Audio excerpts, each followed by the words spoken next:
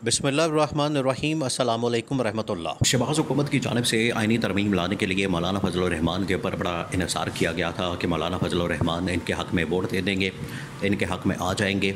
और मौलाना फजल रहमान के पास ये जा रहे थे, कभी आसिफ अली जरदारी जा रहा था, कभी मोहसिन नकवी जा रहा था, कभी शहबाज शरीफ ख़ुद चल के जा रहा था। अब आप अंदाज़ा करें कि मौलाना को मनाने के लिए ये किस हद तक जा रहे हैं। मौलाना को मनाने के लिए आसिफ अली जरदारी में मैदान में उतरा हुआ है। मौलाना को मनाने के लिए जो सबसे ताकतवर आदमी इस्टेब्लिशमेंट का समझा जाता है वो है मोहसिन नकवी, वो भी मैदान के अंदर उतरा हुआ है। और सबसे ज़्यादा इस हुकूमत का, मुल्क का बड़ा ओहदेदार चीफ़ एग्जीक्यूटिव वज़ीर आज़म शहबाज शरीफ ख़ुद मैदान के अंदर उतरा हुआ है कि मौलाना के किसी तरह से 8 वोट और सेनेट के अंदर 5 वोट वो हासिल कर लिया जाए। और मौलाना को मनाने के लिए दिन रात कोशिश की जा रही है, दिन रात उनकी दर पर जाया जा रहा है, उनके घर पर जा रहे हैं, हाज़िरी दी जा रही है, कन्विंस करने की कोशिश हो रही है, लेकिन मौलाना नहीं मान रहे। मौलाना क्यों नहीं मान रहे? अब उसके पीछे बहुत सारी वजूहात हैं, उसकी थोड़ी सी बैकग्राउंड है। और मौलाना के नाम मानने के बाद इस हुकूमत का जनाजा पढ़ दिया है मौलाना फजल रहमान ने।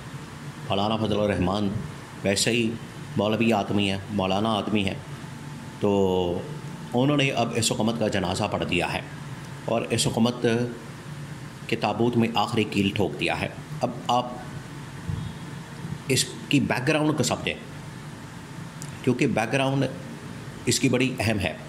और जिस चक्कर के अंदर ये फिर रहे थे, जिस खाते के अंदर ये फिर रहे थे, जो ये बात कर रहे थे, बार बार मौलाना के पास जा रहे थे, जो मौलाना आगे से शर्तें रख रहे थे वो इनके लिए पूरा करना नामुमकिन हो गया है। अब मौलाना ने कौमी असम्बली के अंदर आकर साफ इनकार कर दिया है, बिल्कुल स्ट्रेट वे बता दिया है कि हम अपोजिशन के बेंचों पर बैठेंगे, अपोजिशन के साथ बैठेंगे, हमारा हुकूमत से कोई ताल्लुक़ वास्ता नहीं, हमने हुकूमत के साथ नहीं बैठना, हुकूमत के साथ नहीं चलना, हुकूमत की आइनी तरमीम में इनका साथ नहीं देना और हुकूमत की सपोर्ट या हिमायत नहीं कर रही है। मौलाना ने 2 टुक अंदाज में कौमी असम्बली के अंदर आकर बता दिया है। तो उसके बाद तो हुकूमत को अंदाज़ा हो चुका है कि मौलाना अब हमारे साथ नहीं बैठने वाले, मौलाना हमारे साथ नहीं आने वाले। इस हुकूमत को पता चल गया है। मौलाना को पहले ऑफ़र की गई कि आपको हम कुछ वज़ारतें दे देते हैं, सिर्फ ये ऑफ़र की गई कि हम वज़ारतें दे देते हैं, लेकिन आप जो KP की गवर्नरशिप मांग रहे हैं और सेनेट के अंदर डिप्टी चेयरमैन मांग रहे हैं, बलूचिस्तान के अंदर आप हुकूमत मांग रहे हैं, ये नहीं मिल सकता आपको। आपने अगर लेना है तो 2 वो भी वज़ारतें ले लें, कोई ज़्यादा नहीं।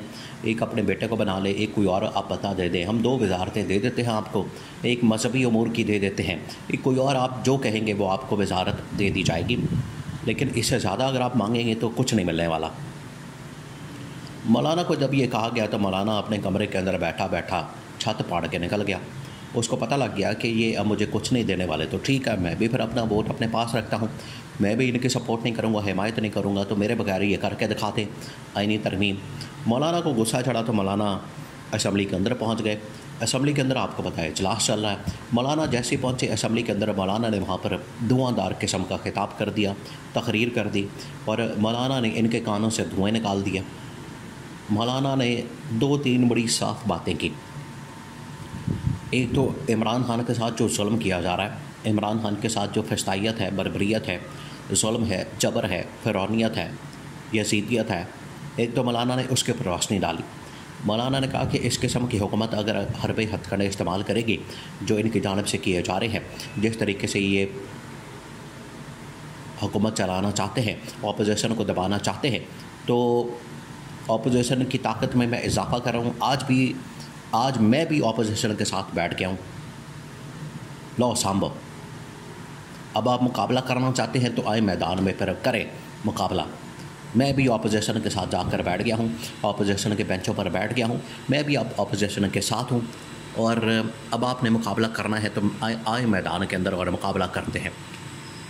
तो मौलाना ने वहाँ पर तिबले जंग बजा दिया, मौलाना ने वहाँ पर ऐलान कर दिया, मौलाना ने वहाँ पर बता दिया कि अब आपके साथ नहीं बैठना हमने, आपके साथ नहीं चलना हमने, अब हम बैठ गए हैं इधर اپوزیشن بینچوں کے اوپر، اور اب ہم آپ کا مقابلہ کریں گے۔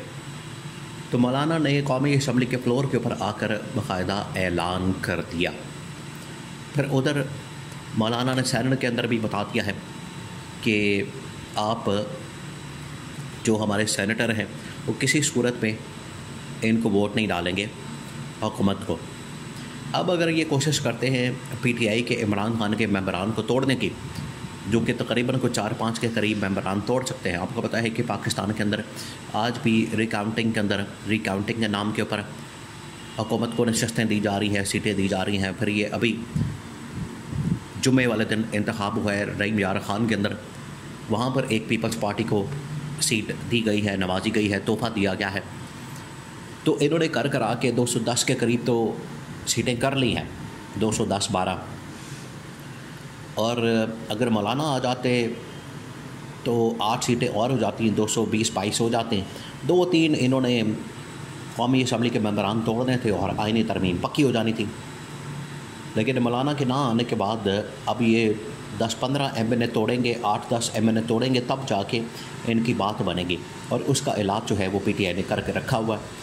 ایک تو ویسے ہی سیف جگہ پر بھیج دیا ہے، اور دوسرا یہ کہ انہوں کو بتا دیا ہے کہ اگر آپ نے حکومت کو ووٹ ڈالا تو آپ کے اوپر ڈیفیکشن لا لگ جائے گا۔ ڈیفیکشن لا کا مطلب یہ ہے کہ اگر وہ پی ٹی آئی کو چھوڑ کے جاتے ہیں، فلور کی کراسنگ کرتے ہیں۔ فلور کراسنگ ایک آئین کے اندر باقاعدہ طور پر ورڈ ہے کہ جب آپ فلور کو کراس کرتے ہیں، آپ پارٹی بدلتے ہیں، لوٹے بنتے ہیں، آسان الفاظ میں لوٹا بنتے ہیں، تو آپ نااہل ہو جاتے ہیں، آپ کی سیٹ بھی فارغ ہو جاتی ہے اور آپ کی جو جیتی ہوئی نشست ہے وہ خالی ہو جائے گی۔ تو یہ بتا دیا ہے۔ اب حکومت کے پاس کوئی آپشن نہیں بچا کہ وہ ہار مان لے، اپنی شکست کو تسلیم کر لے، اور آئینی ترمیم اور ایکسٹینشن خاطی فائز عیسیٰ کے لیے یہ اتنی جو بھاگ دوڑ کی جا رہی ہے، جو اتنی ناصفات جو ہو رہی ہے، اتنا جو دوڑ لگائی جا رہی ہے، جو اتنا کچھ کیا جا رہا ہے، اب بس کرتے ہیں۔ اتنی بھاگ دوڑ شاید عوام کے اوپر لگائی ہوتی تو آج عوام اور پاکستان ترقی اور خوشحالی پاکستان کے اندر آ جاتی، لیکن یہ جو اتنی بھاگ دوڑ کی جا رہی ہے اس کا کوئی فائدہ نہیں ہو رہا اور الٹا نقصان ہو رہا ہے۔ اور مولانا کے انکار کے بعد حکومت کے پاس اب نمبر گیم بالکل ختم ہو گئی ہے۔ اوپر سے عمران خان نے بڑی زبردست اسٹریٹجی کے ساتھ اپنے ایم این ایز کو کنٹرول کر لیا ہے۔ اب یہ کسی صورت بھی پی ٹی آئی کے ایم این اے نہیں توڑ سکتے۔ اگر توڑیں گے تو فوراً ڈیفیکشن لا لگنا ہے، فارغ ہو جانے، ووٹ بھی